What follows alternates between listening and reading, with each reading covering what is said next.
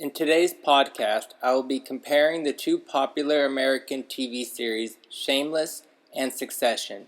Shameless aired in 2011 and has been running for 10 seasons, and Succession aired in 2018 and in just 2 seasons has received multiple Emmys. So now, exactly what will I be doing for you in today's episode?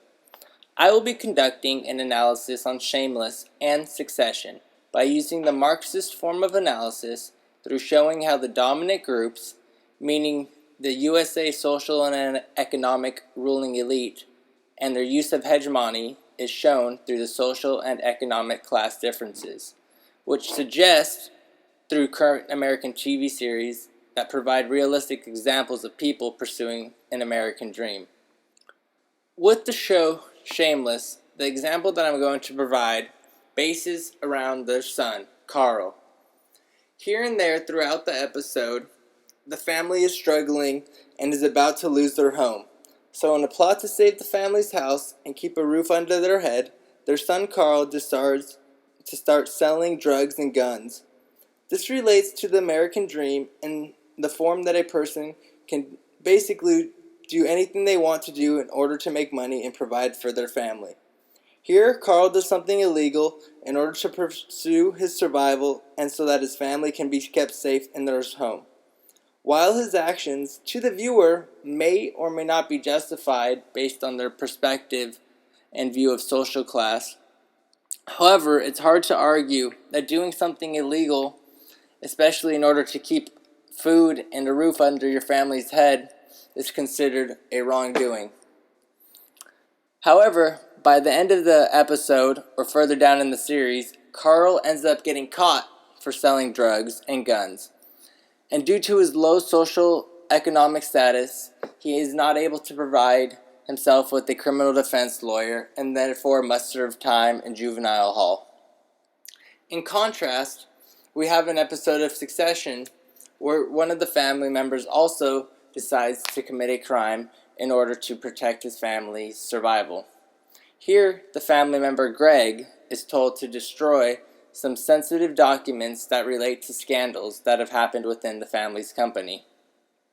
Here we see Greg committing a white-collar crime, very similar to the crime that Carl committed in the stature of destruction and cover-ups. Here we see that Carl did something illegal, and now Greg is also doing something illegal in order to keep his family and companies safe. As the season goes by, Greg ends up getting called into trial through the government for his involvement in the possible destruction of these governments. However, we see a different narrative when it comes to Greg's situation.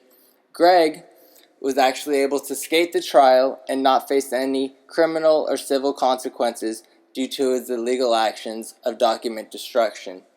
This differs from the situation that Carl faced in Shameless. While Greg, who came from a billionaire family and has had great legal representation, Carl did not have any representation or criminal defense and faced punishment.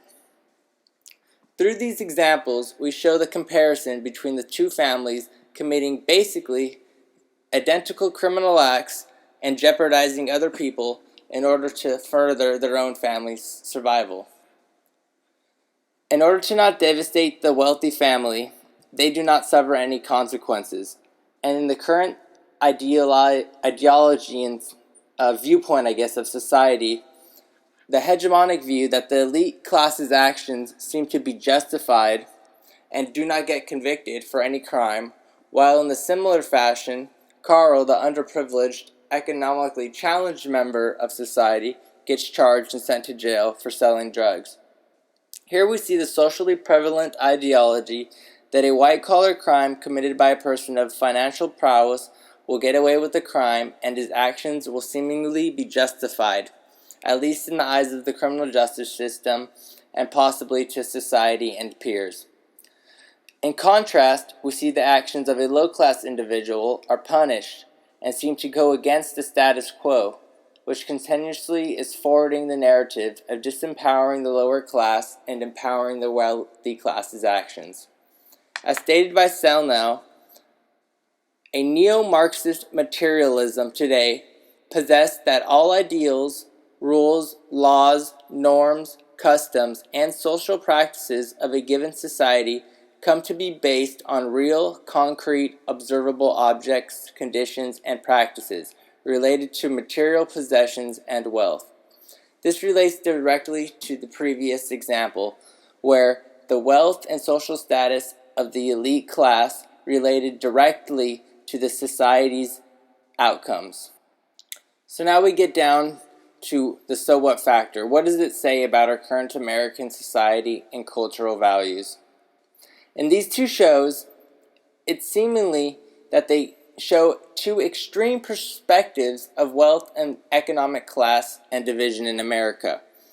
However, it is actually suggesting a greater concept pertaining to the division of wealth in America and how it relates to the current economic climate, where there is seemingly a loss of the middle class, and there are two types of people in society, the have and have-nots, the ones who have succeeded in making the American dream a reality, and those that are struggling to make their American dream a reality without a true ability to achieve it. The ones that are seemingly stuck in a continuous maze, a rat race, a perpetual circle that they cannot get out of, while we have the higher social ruling elite class that has achieved the American dream and controlling it and controlling the outcome and narrative to their benefit, not allowing the lower and struggling class to succeed. These shows extenuate what is going on in our society today. They show the great divide in our country's wealth and economic classes and its effect on its citizens. In conclusion, these shows matter because it puts in perspective two extreme values of what is really going on in the social structure of America in a comedic format which one can enjoy in a presumably entertaining way. However, they also see the hegemonic ideals being portrayed and the disassociation between the classes and people of America. I want to thank you for taking your time to listen to this podcast, and I hope you enjoyed it. Bye-bye.